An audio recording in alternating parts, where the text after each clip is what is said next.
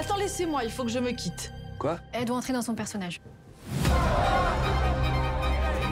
J'ai interprété 112 rôles, j'ai lutté comme personne. J'ai une chance avec ce personnage qui offre un panel de jeux comme j'ai rarement eu en fait.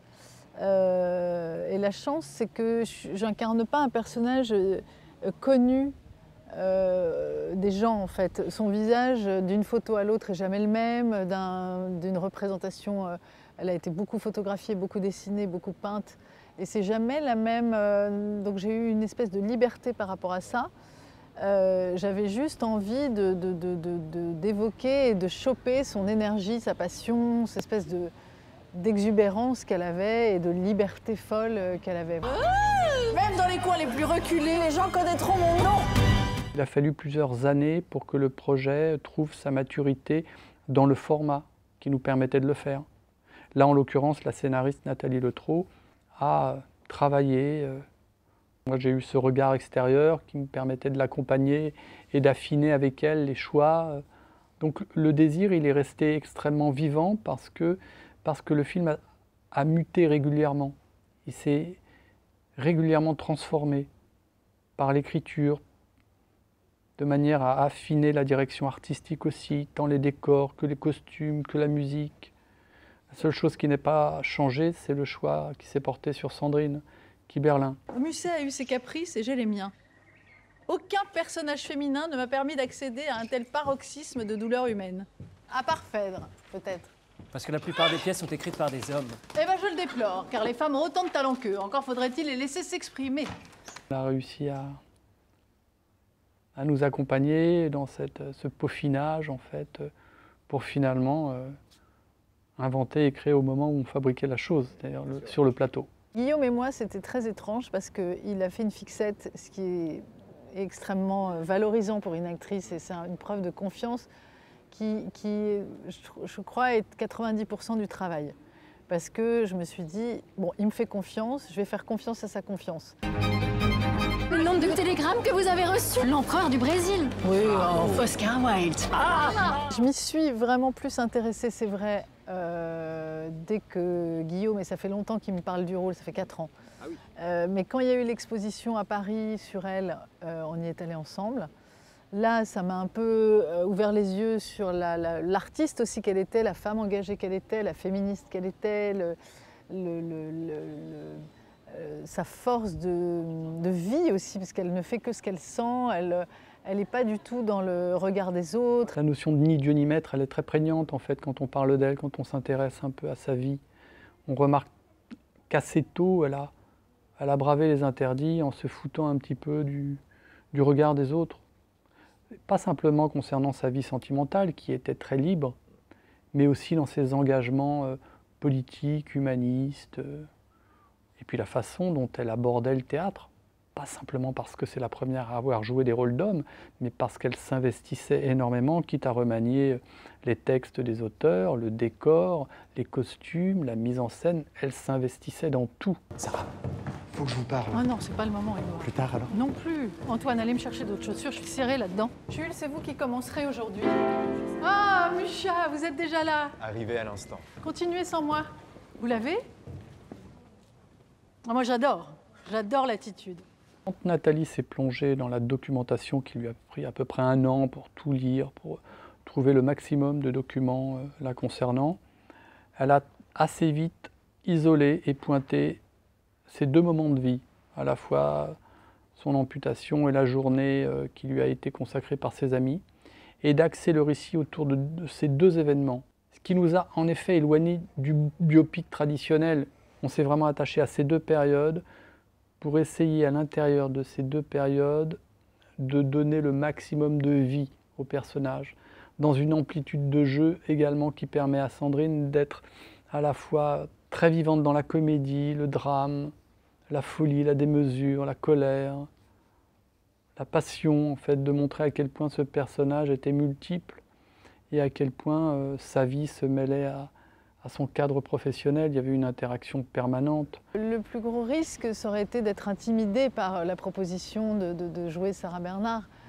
Or, le scénario, la construction, ce qu'avait Guillaume dans la tête sur le format, le parti pris, d'être vraiment, c'est comme une mise en abîme. En fait, il filme une actrice qui joue une actrice. Et ça, visiblement, c'est ce qui fait la force du film. J'ai un wagon avec 6 chambres, une cuisine, 3 salons, un train qui est à nous, qui s'arrête quand nous voulons. Mais 2 ans, c'est long. Mais non, c'est juste une parenthèse. Je vais faire la moitié du tour du monde.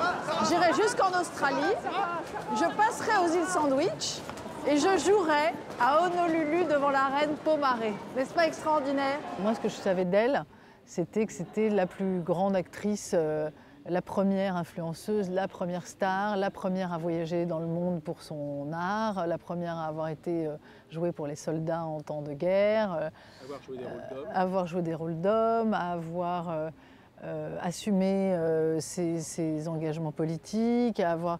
Il n'y a pas d'équivalent aujourd'hui de femmes comme ça, de cette envergure à la fois artistique et voilà, et avec un caractère vraiment,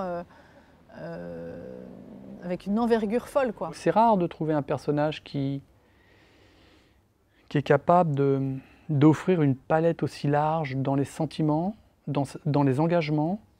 Et pour ça, il fallait en effet qu'une comédienne s'investisse totalement et se lâche à l'intérieur d'un rôle totalement débridé.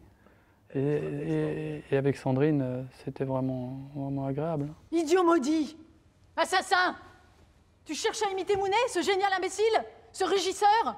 Cet abruti m'a foulé les poignets en me prenant les mains un soir que nous jouions Britannicus. Il m'a tiré les cheveux, il me passait, c'était un fou dangereux! Mais alors, quelle beauté et quel génie! Mais vous, mes enfants, comme vous n'avez aucun génie, si vous l'imitez, vous êtes foutus! Après, c'est dans le jeu, c'est dans le rythme. En fait, j'ai trouvé la voix de Sarah. J'ai trouvé l'attitude de Sarah, son énergie, sa voix à tous les âges. Elle n'a pas la même voix à 40 qu'à 50, qu'à 70. Et ça m'a beaucoup... mais c'est instinctif, c'est comme si j'avais observé Sarah de je ne sais où et que je la reconstituais comme je l'imaginais, en fait. Quand je l'écoute en parler, les choses se sont, j'ai l'impression, décidées naturellement. Elles se sont inventées au moment où les périodes se mettaient en place. Le plus flagrant étant le rire, qui est sorti à un moment donné et qui est devenu le leitmotiv de cette période. J'ai appris le film de façon, alors que le film est très justement écrit, les périodes s'entremêlent. Et en revanche, elle a été très forte, la femme, Léa, qui m'a fait apprendre le texte. Elle m'a dit on va apprendre par période de sa vie. On va apprendre quand elle est plus âgée, à ton âge et jeune. Et ça m'a aidé même après sur le film à reconstruire Sarah en fait sur les 3 périodes. Ah, cette Florence, c'est là qu'on l'a perdue. N'ai-je pas Non vu mais la voix est un instrument, alors module-la. C'est l'intonation qui donne aux mots leur poids. C'est cette intelligence-là qu'il faut chercher. Je commence sérieusement à douter de la tienne, ma petite. J'étais très à cheval sur le maquillage, sur les effets spéciaux. Je voulais que ce soit pas un effet spécial raté. Vous pouvez jouer le mieux que vous pouvez, vous êtes foutu. Si au premier plan on ne croit pas au vieillissement, on ne croit pas au rajeunissement, on ne croit pas à tout ça. C'est pour ça qu'il devrait y avoir un César de coiffure, un César de maquillage, un César d'effets spéciaux. Parce qu'on fait corps, nous on a fait un travail enfin c'est toute une équipe quoi. Et je voulais absolument pas que ce soit chargé. Et Guillaume, je lui ai parlé de ça tout de suite. Et il m'a tout de suite rassurée en me disant que lui non plus, c'est pas du tout, c'est un truc qui l'obsédait beaucoup. Il voulait que ce soit extrêmement subtil. La jeunesse n'a-t-elle pas été l'aurore d'un soleil levant? Oh, recommence. Sa jeunesse n'a-t-elle pas été l'aurore d'un soleil... Encore. Sa jeunesse n'a-t-elle pas été l'aurore d'un soleil levant? Continue comme ça et c'est la porte. Je veux pas devoir pleurer, je veux que tu me donnes envie de pleurer. Plus j'avançais dans le personnage, physiquement dans le personnage, c'est-à-dire sa coiffure, ses costumes, les décors qui l'entourent, plus on me montrait des indices comme ça, plus je rentrais en elle et plus aussi, sans que Guillaume le sache, j'ai appris le texte 2 mois en avance. C'est-à-dire que je faisais 3 fois par semaine avec une femme qui s'appelle Léa Moussi, qui me faisait répéter le texte, qui est dense. On a commencé de façon très linéaire et au fur et à mesure que j'apprenais et que le texte rentrait en moi, elle me disait ça y est, elle arrive, on la voyait arriver. Et donc ça, plus ça, plus ça, bah, la veille du tournage, je me suis dit mais qu'est-ce qui va se passer? Elle m'a surpris, elle me surprenait tous les jours. Ouais, c'est ça qui est très agréable, c'est que j'étais surpris tous les jours par son invention. Et comme on avait décidé chacun de ne pas présupposer des choses et d'inventer qu'une fois qu'elle avait revêtu son costume et la coiffure, bah, du coup les choses se cristallisaient au moment où on entrait en scène, en fait, où elle entrait en scène. Articule. Le public doit entendre toutes tes syllabes, même quand tu murmures. Il faut que ton cœur saigne si tu veux qu'il ressente quelque chose. Je me dis malgré moi que tout n'est pas mort en lui. La première scène, c'est dans le théâtre, il y a vraiment un enjeu. Dans chaque scène, on se disait avec Guillaume, il faut trouver l'enjeu de la séquence.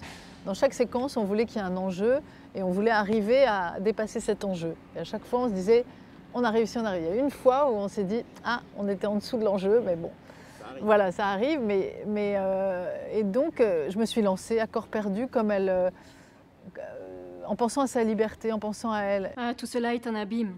Tant de facilité. Antoine, demandez à ce qu'on ajoute de la lumière. On n'y voit rien sur ce plateau. Ils sont au max, madame. Mais au max de quoi? Enfin, c'est pas possible, voyons. Je ne donne pas de conseils, j'essaie de parler le moins possible du personnage avec les actrices et les acteurs. Je suis plutôt très économe, j'évolue plutôt dans le gris et les blancs qui sont laissés à partir du moment où un scénario est entre les mains d'un acteur, c'est qu'on pense qu'il peut le mettre en vie pour vous. Donc, à quoi bon lui expliquer comment le faire? Si vous commencez à lui expliquer comment le faire, c'est que vous êtes un petit peu à côté de la plaque. Il faut faire confiance à votre instinct aussi. Donc moi, c'est surtout comme ça que je fonctionne. On s'est à peine parlé du personnage. Un jour, il est venu à la maison, on devait faire une lecture et au bout de, je sais pas, 1h30 où on se parlait, il m'a dit « mais tu veux lire ?» Je dis « bah pas forcément ». Je lui dis « et toi ?» Il me dit « bah pas forcément ». « T'as des questions ?» Je lui dis « non ». Je lui dis « et toi ?» Il me dit « non ».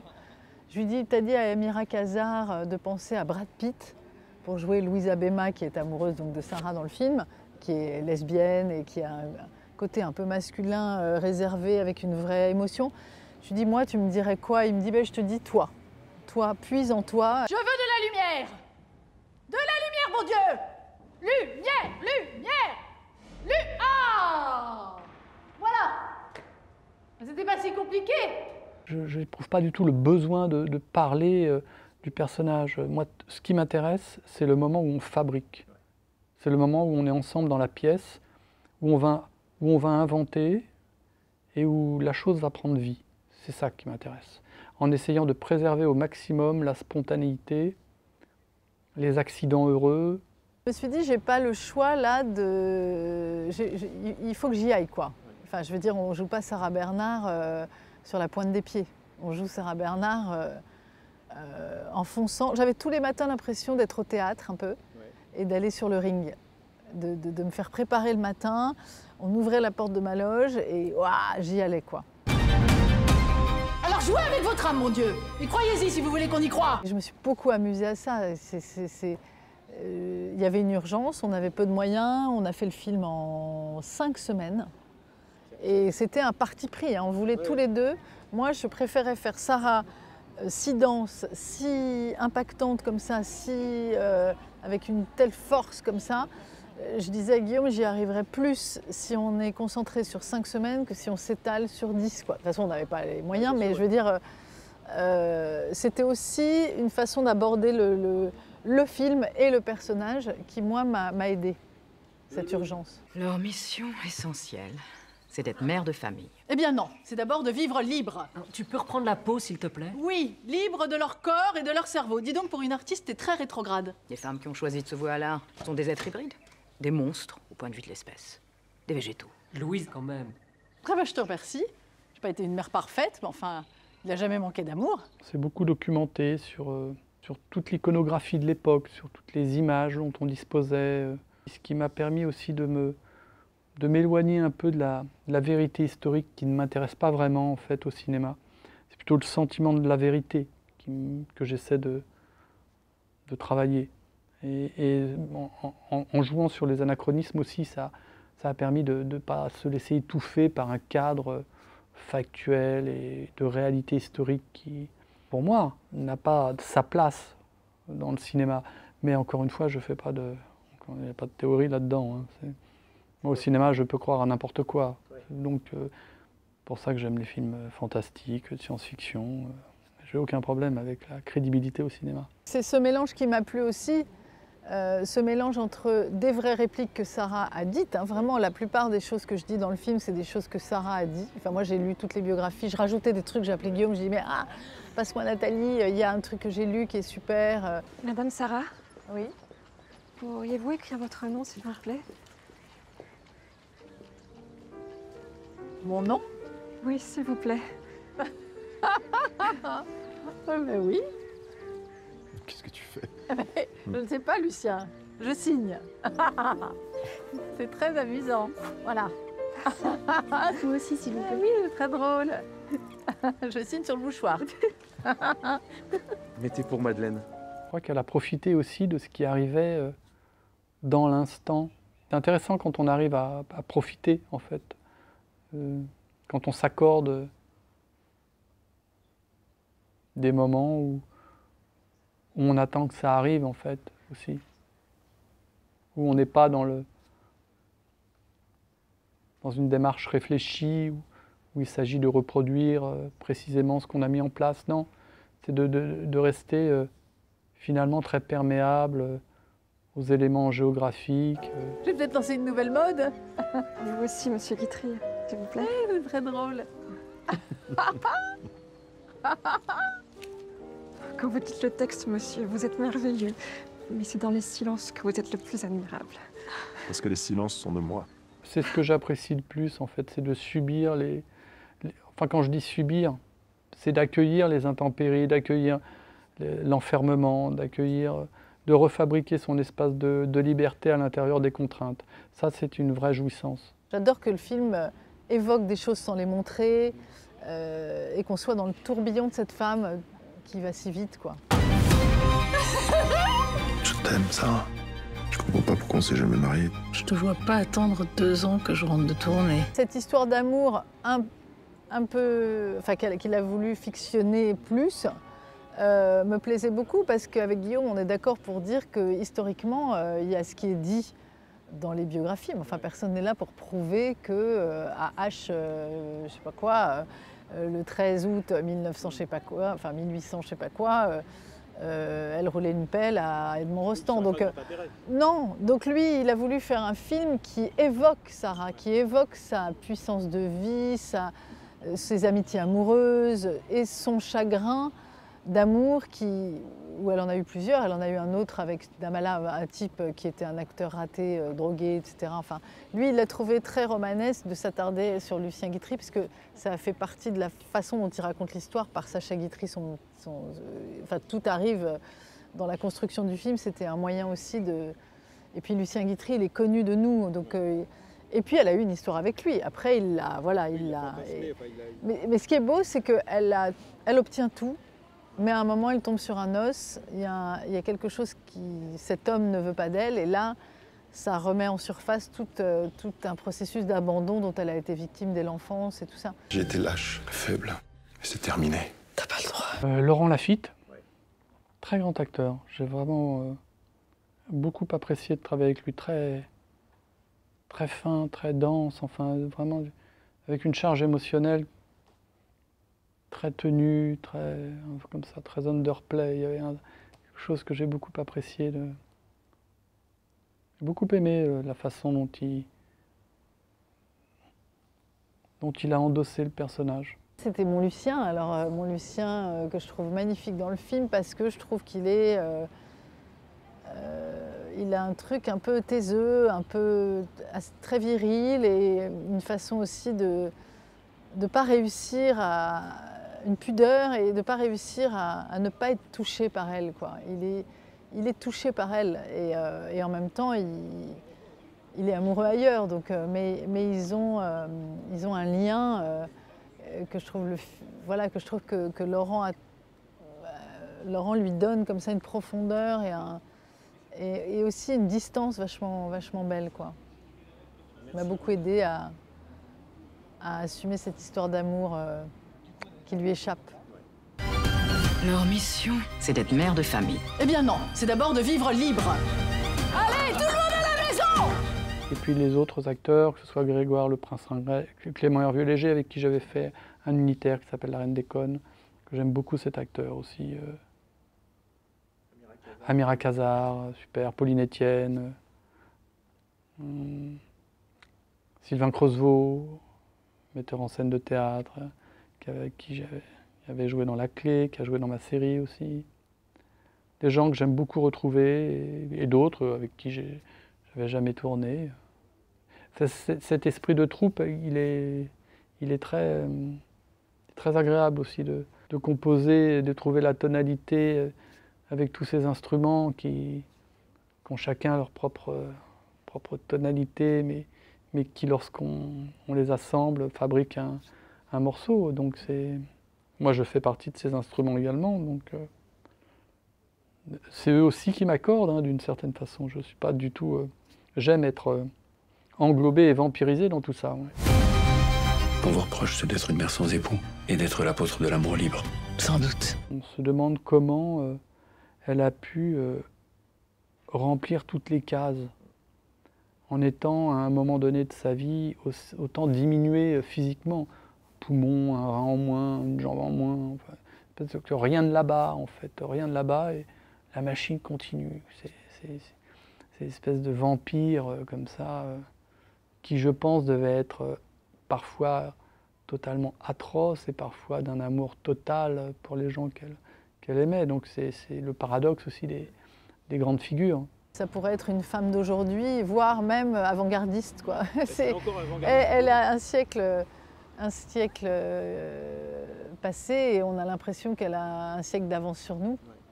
Et ça, c'est très bien rendu par le film qui justement témoigne de sa modernité, de son esprit, avec des thèmes qui nous sensibilisent tellement aujourd'hui. En fait, elle est tellement dans l'actualité, c'est assez dingue comme quoi ça continue à...